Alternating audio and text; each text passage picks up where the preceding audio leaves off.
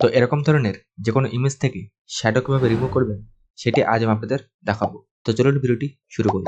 So let's get started. তো সর্বপ্রথম আপনি এখান থেকে অ্যাডজাস্টমেন্ট লেয়ারে ক্লিক করুন। এরপর এখান থেকে কার্ভস প্যানেল ওপেন করুন। এখন আপনি এটির মিডল পয়েন্টে ক্লিক করে এটিকে একটু উপরের দিকে নিয়ে যান, যতক্ষণ না আপনি দেখবেন এই অংশটি ব্রাইট হচ্ছে। ওকে, এরপর এটিকে ক্লোজ করে দিন। এখন দেখতে পাচ্ছেন যে এই এরিয়াটি বেশি ব্রাইট হয়ে গেছে। তো এখন আমরা এই নিচের ইমেজের যে অংশগুলি আগে থেকে ব্রাইট আছে সেই অংশগুলি থেকে এই কার্ভস লেয়ারটির এফেক্টটিকে রিমুভ করব। তো এটি করার জন্য আপনি কার্ভস অ্যাডজাস্টমেন্ট লেয়ারে ডবল ক্লিক করুন, তাহলে দেখবেন যে এরকম একটি উইন্ডো ওপেন হয়ে যাবে। তো এরপর আপনি এটির আন্ডারলাইন লেয়ার থেকে হোয়াইট স্লাইডটিতে অল্ট প্রেস করে ক্লিক করুন, তাহলে দেখবেন যে এটি ডিভাইড হয়ে যাবে। এখন আপনি এটিকে সম্পূর্ণ বাঁদিকের দিকে নিয়ে আসুন, তাহলে দেখবেন যে নিচের ইমেজটিতে যে অংশগুলি আগে থেকে ব্রাইটনেস ছিল সেই অংশগুলি থেকে কার্ভস লেয়ারটির এফেক্টটি রিমুভ হয়ে গেছে। তখন আপনি ওকে প্রেস করুন। তো hair is before and hair is the after.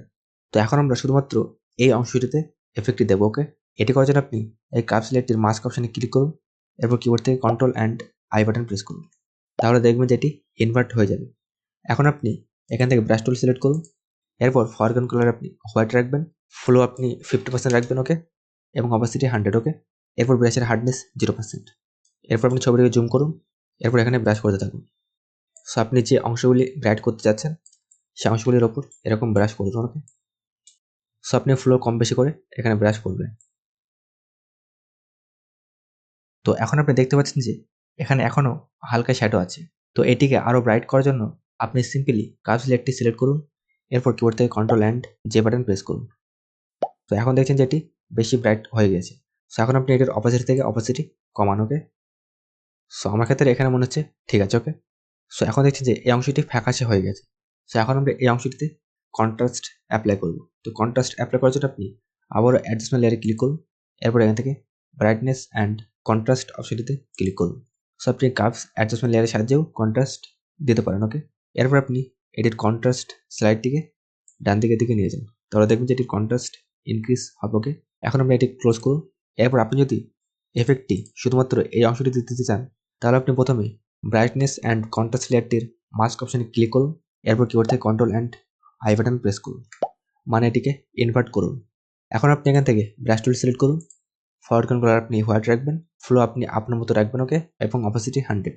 এরপর আপনি এটির উপর এরকম ব্রাশ করতে থাকুন, তাহলে দেখবেন যে এফেক্টটি শুধুমাত্র এই এরিয়াটির উপরে পড়বে। ওকে, এরপর আপনি এটি চাইলে এটির অপাসিটি কম বেশি করতে পারেন। সো আমার ক্ষেত্রে এখানে মনে হচ্ছে ঠিক আছে। So here is the before and here is the after. So এখন আমরা পুরো ইমেজটিকে একটু ঠিকঠাক করে নেব। ওকে, তো পুরো ইমেজটিকে ঠিকঠাক করার জন্য আপনি প্রথমে সব লেয়ারগুলিকে মার্জ করে একটি নিউ লেয়ারে নিয়ে যান। ওকে, তো এটি করার জন্য আপনি প্রথমে সবার উপর লেয়ারটি সিলেক্ট করুন, এরপর কিবোর্ড থেকে alt control shift and E button press করুন, তাহলে দেখবেন যে এই লেয়ারগুলি মার্জ হয়ে একটি নিউ লেয়ারে চলে যাবে। So here is the before and here is the after. So এখন এই ইমেজটির ব্রাইটনেস আর একটু ঠিকঠাক করার জন্য আপনি এখান থেকে অ্যাডজাস্টমেন্ট লেয়ারে ক্লিক করুন, অ্যান্ড দেন এখান থেকে গ্রেডিয়েন্ট ম্যাপ অ্যাডজাস্টমেন্ট লেয়ারটি ওপেন করুন। এরপর এই অপশনটিতে ক্লিক করুন, অ্যান্ড দেন এখান থেকে ব্ল্যাক অ্যান্ড হোয়াইট চুজ করুন। ওকে, এরপর এখান থেকে ওকে প্রেস করুন। এখন আমরা দেখতে পাচ্ছি যে এই অংশগুলি বেশি ব্রাইট আছে এবং এই অংশগুলি ডার্ক আছে। ওকে, সো এখন আমরা এই অংশগুলিকে সামান্য একটু ব্রাইট করব। তো এটি করার জন্য আপনি আবার এখান থেকে অ্যাডজাস্টমেন্ট লেয়ার ক্লিক করুন, অ্যান্ড দেন এখান থেকে কার্ভস প্যানেল ওপেন করুন।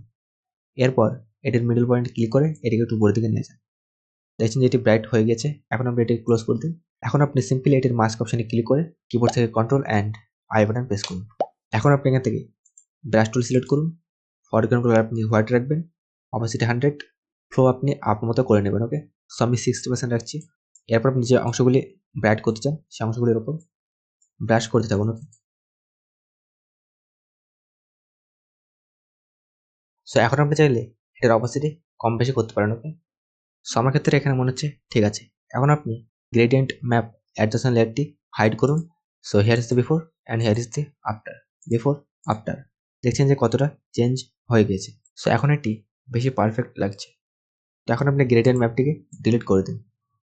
So here is the before and here is the after. তো এখন আপনি দেখতে পাচ্ছেন যে এই অংশটি ফ্যাকাশে হয়ে আছে। সো আমরা এখানেও কন্ট্রাস্ট অ্যাড করব। তো এখন আমরা কার্ভস প্যানেলের সাহায্যে এখানে কন্ট্রাস্ট অ্যাড করব। তো এটি করার জন্য আপনি অ্যাডজাস্টমেন্ট লেয়ারে ক্লিক করুন, অ্যান্ড দেন এখান থেকে কার্ভস প্যানেল ওপেন করুন। তো এরপর আপনি এটির ব্ল্যাক সাইডে ক্লিক করে এটিকে একটু নিচের দিকে নিয়ে আসুন। দেখুন যেখানে কন্ট্রাস্ট অ্যাড হয়ে গেছে। এখন আপনি এটিকে ক্লোজ করুন। তো এরপর আপনি যদি শুধুমাত্র এই অংশটিতে এফেক্টটি দিতে চান তাহলে আপনি এটির মাস্ক অপশনে ক্লিক করে কিবোর্ড থেকে control and I button press করুন।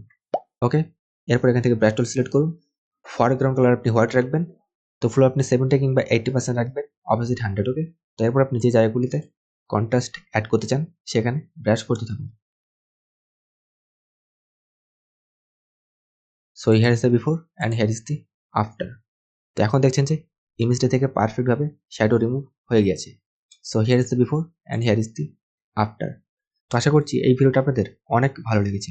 যদি ভিডিওটি ভালো লেগে থাকে তাহলে অবশ্যই ভিডিওতে একটি লাইক করে দিন এবং এরকম ভিডিও দেখার জন্য চ্যানেলটি সাবস্ক্রাইব করে পাশে থাকা বেল বাটনটি প্রেস করুন। ধন্যবাদ।